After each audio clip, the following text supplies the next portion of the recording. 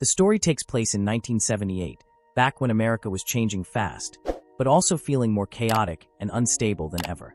In a Denver suburb, though, life seems quiet on the surface. One day, the local middle school is hosting a baseball game, and that is where we meet Finney, the shy kid on the mound.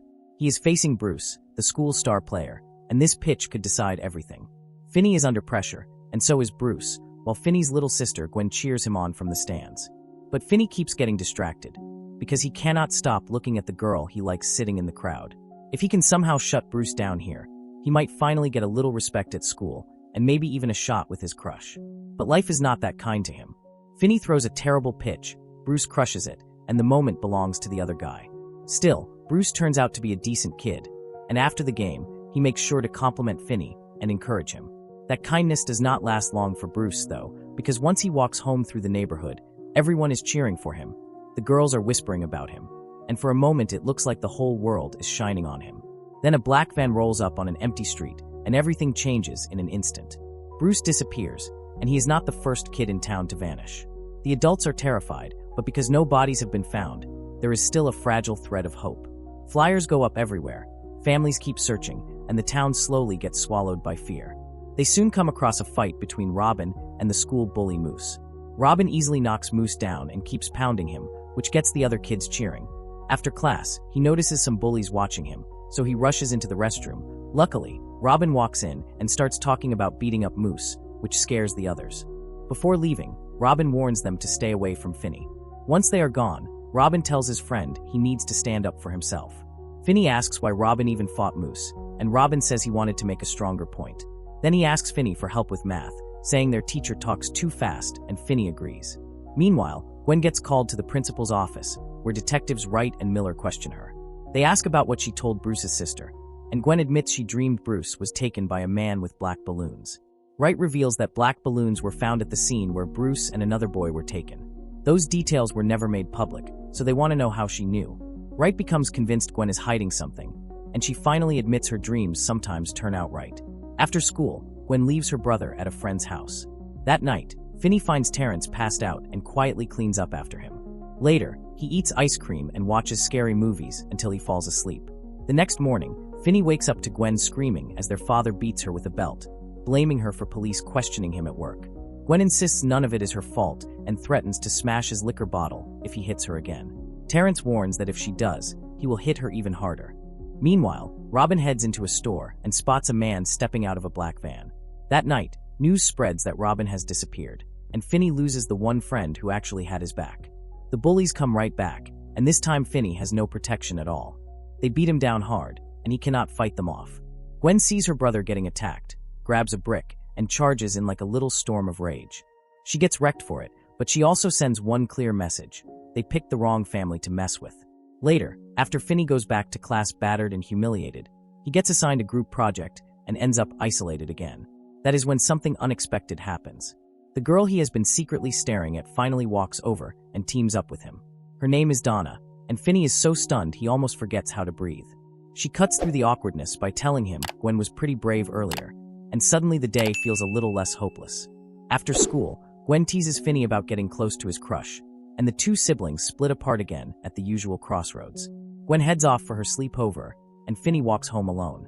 On the way, he spots the black van again, this time with strange writing on it, and a man in sunglasses stepping out like he has rehearsed the whole thing. He introduces himself as a magician and tries to make the moment feel harmless, almost playful. Finney, being shy and curious, edges closer. That is exactly what the man wants. The van door swings open, a flood of black balloons spills out, and before Finney can react, he is drugged and thrown into the back. When Finney wakes up, he is trapped in a basement with almost nothing in it.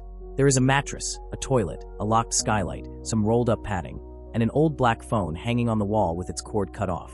The man in the mask crouches beside him and acts almost friendly, like this is some weird game instead of a kidnapping. He tells Finney to settle in, explains that this basement is now his room, and leaves him there with the kind of calm that makes everything worse. That night, the news breaks that Finney has disappeared, and Gwen falls apart. She knows in her gut that her brother is gone because of her, and when she gets home, she starts praying with desperate focus, begging for help and begging to find Finney. Down in the basement, the masked man returns and changes masks like he is switching moods. One minute he looks cheerful, the next minute threatening, and that split-image mask becomes one of the creepiest things in the movie. The basement itself is also clearly soundproofed, which means screaming is useless.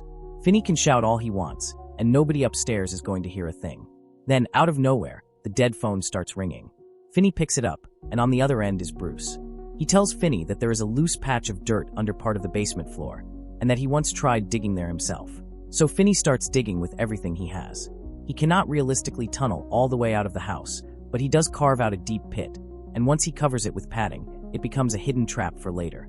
The next day, the kidnapper carelessly leaves the basement door unlocked while bringing Finney breakfast, and for a second, escape feels possible. But just as Finney heads toward the exit, the phone rings again. This time the caller is another murdered boy who warns him not to go upstairs yet. According to him, the kidnapper plays a twisted game with his victims, intentionally leaving the door open and then waiting on the stairs with a belt, ready to punish any kid who tries to sneak out. He also tells Finney that there is a wire in the basement that might help him reach the skylight. Finney finds it, hooks it, and almost gets himself out, but the wire's support slips before he can finish the job, and the chance is gone. Back above ground, Finney has now been missing long enough that Gwen and their father are both falling apart. At the same time, the police broaden their search across town and start questioning residents. During that sweep, they meet Max, a friendly guy who seems genuinely eager to help and is already poking around on his own. He is not even from the neighborhood. He is staying at his brother's house. The cops thank him and move on, unaware that the person everyone is looking for is trapped right under Max's feet. His brother is the masked killer. That night, another call comes through the basement phone. This time it is Griffin, another of the dead boys, and he tells Finney that the kidnapper is exhausted after waiting all day and might finally doze off. That gives Finney a small window to sneak upstairs. Griffin also knows the code for the locked iron door above, so Finney memorizes it and climbs out of the basement. For a moment, it looks like the escape might actually work. But the kidnapper is still awake enough to catch on, and when Finney slips upstairs, he is almost immediately detected. The man is furious now, because Finney has finally started acting rebellious, which means he can justify making the punishment even worse. The next day, the phone rings again, and this time the caller is Vance. He tells Finney that there is another wall in the basement he should break through, because behind it is a storage room with a freezer blocking part of the way out. Vance could not get through himself, but maybe Finney can do better. Finney follows the instructions and smashes into the wall, only to get stopped by that same freezer. He still cannot break out, but this call does something else important. It links Vance's memory to Gwen's dreams. In her sleep, Gwen sees Vance in some kind of otherworldly space, and through that vision she is led to the place where the kidnapped boys were killed. She goes out into the rain wearing her yellow raincoat, following the dream like it is a map. Then she sees the ghost of one of the missing children near a house and realizes she has finally found the right place. She immediately calls the police.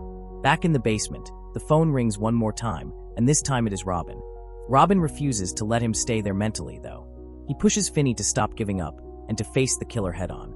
Then the basement door opens again, but this time it is Max who comes down. He has figured out that something is seriously wrong with his brother's house, and he is trying to help Finney escape. In one brutal flash, Max is killed with an axe. The masked man is even more terrifying now, wearing only part of his mask, so every emotion is visible. He turns toward Finney with the axe raised, ready to finish this. Finney does not back down. He grabs the phone receiver, leads the killer straight into the trap pit he dug earlier, and watches as the man's foot gets caught. That is all Finney needs. He starts swinging, over and over, hitting the killer in the face with everything Robin taught him. He shatters the mask, splashes blood across the basement. Then Finney wraps the phone cord around his neck and starts strangling him. Right at that moment, the phone rings again. Finney holds the receiver close to the killer's ear and lets the voice on the line speak to him like judgment finally arrived. By now, Gwen has led the police straight to the house. They enter expecting to find a kidnapped victim, but what they uncover instead is the buried horror of the basement.